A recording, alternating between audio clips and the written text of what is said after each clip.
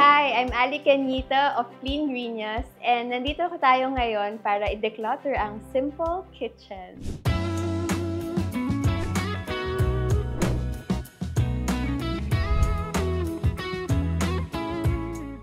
So decluttering is really all about helping people, especially families, make space for sleeping, for happiness, make space inside their home. So in the studio kitchen, I think the most important thing is assigning spaces. In organizing and in decluttering, it's really being able to assign spaces so that your mind doesn't have to take time to look for items. Like, it's going to be very intuitive. So yun, assignment of spaces, labeling, and just a little bit more sorting.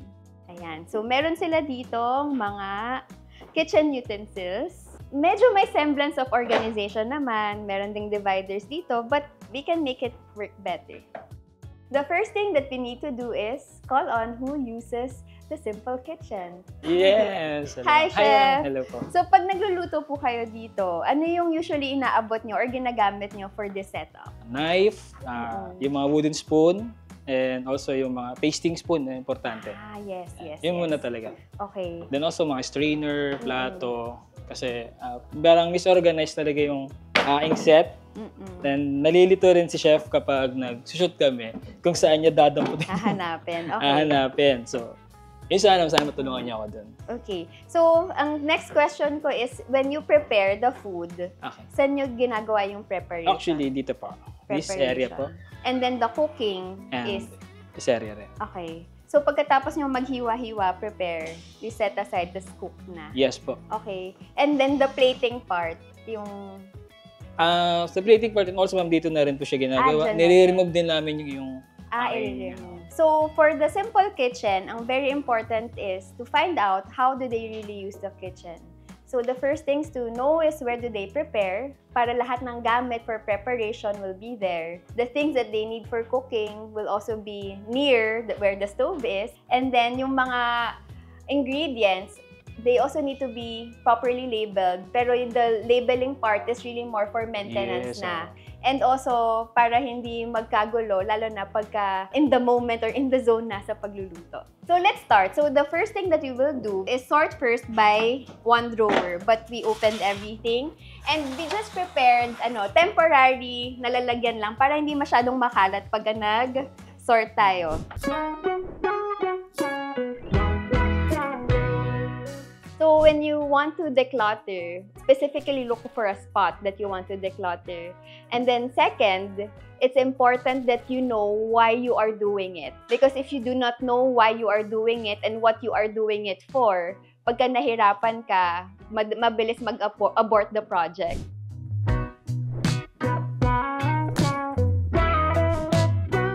So, everything is sorted here. So, if you want to declutter based on sets, pwede din. If pipili kayo, which ones help you cook better? Ano po yun? Actually, mostly ginagamit ko ito. So, ito, parang, are you still able to use these ones? Or? Actually, ma'am, bihira. Bihira ko talaga siya gamitin. Kasi yung aking lutuan is ceramic type. So, kasi tendency, nasusunog din eh. So, hindi ko talaga siya ginagamit. Ito lang talaga. So, ano ang verdict po ninyo kung magde-declutter tayo? Actually, this one. Keep na to. Keep. If this is your main, ano po yung main nyo dito? Sa mga lahat ng ito. Kasi we can...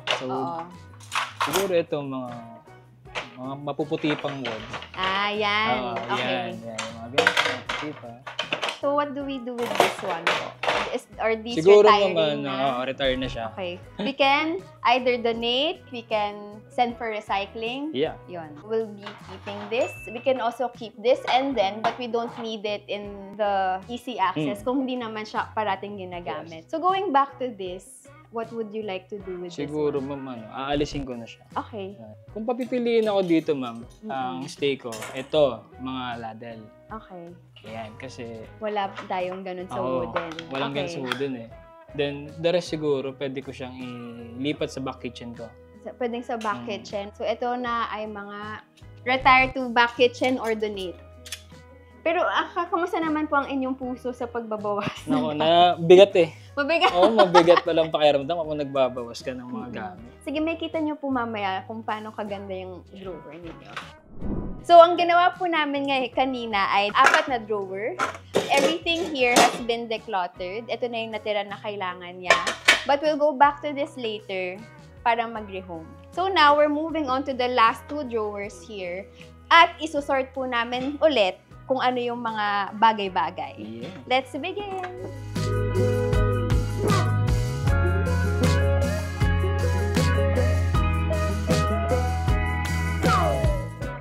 So now, we are looking at what is there inside the 2 drawers. So we have 1, 2, 3, 4, ang dami. Na ganito, gano'n po kadalas ninyo ginagamit? Or Actually, araw-araw kapag may shoot araw-araw. nagagamit talaga siya. Pero ito siguro, go home na siguro. Ito pang fry to, no? Yes po. So ito pang sa Actually, strainer talaga. strainer siya, pwede siya sa baking. So pwede natin sama lahat. Okay lang pagsama lahat ng strainers? Yes ma'am, okay lang po.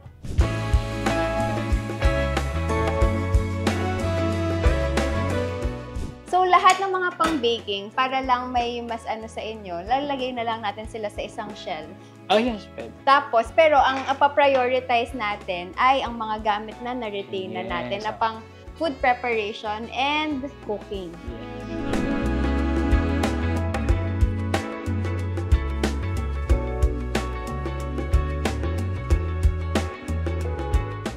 So now, kasi sa organizing, it's a lot of trial and error.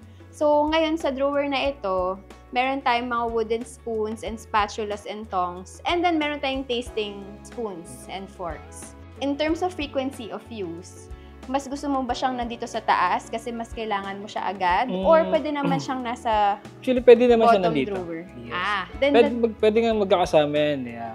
Plato, bowl, tapos spoon and fork. yan. So, pwede natin siyang gawin. So, we can do that and then put it here in this organizing.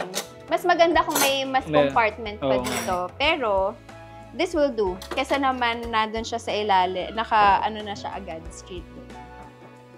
So, ito, meron kang mixing bowl and colander. So, we can put it here. Or kung meron ka pang gusto mong ilagay pa na iba, like kunwari, yung mga pots and pans na usually ginagamit mo, may space ka na for the pots and pans. So, para maganda, we can organize it by size. And then,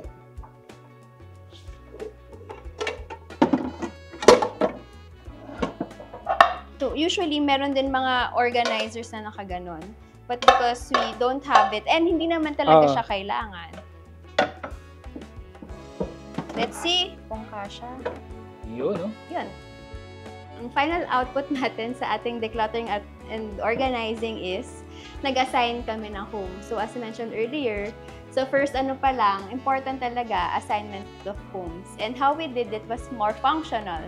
Tinanong natin kung paano saan yung preparation and saan yung cooking para lahat ng gamit na for preparation nandito and lahat ng cooking na ginagamit nandito sa side na to.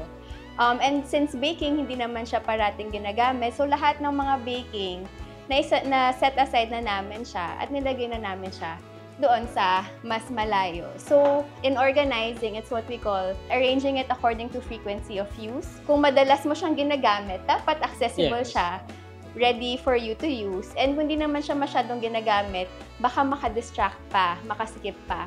So, isa-set aside natin siya to a place where hindi siya makakagulo sa daily cooking natin or sa mga usual natin ginagamit.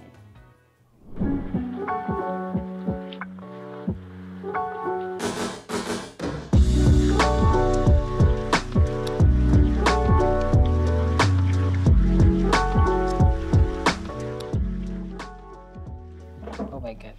Ang sarap ito araw-araw pag ganito yung organized natin. Marami po ako natutunan dun sa ating pagde-decluttering. So, siguro kailangan lang namin sa team ko siguro tamang pag-maintain ng aming environment so para mas maayos at maging maganda yung flow namin sa pag-shoot and also dun sa food preparation namin. Maraming salamat po. You're welcome! Hi, Simple Peeps! I hope marami kayong natutunan sa pag-declutter ng ating Simple Kitchen. Importante ito para lang din sa mga bahay natin para habang gaayos ang ating paligid, nakakaramdam tayo ng peace and calm sa sarili nating mga bahay. If you want to learn more about decluttering, we can do coaching together. We have one-on-one on intentional decluttering. We can declutter your stories, schedules, and stuff. And if you need help, if you're moving or you are going through a transition in your life that needs help, physical help, then you can find out more on cleangenius.com. Bye! Thank you! Simple.ph. Living made simple.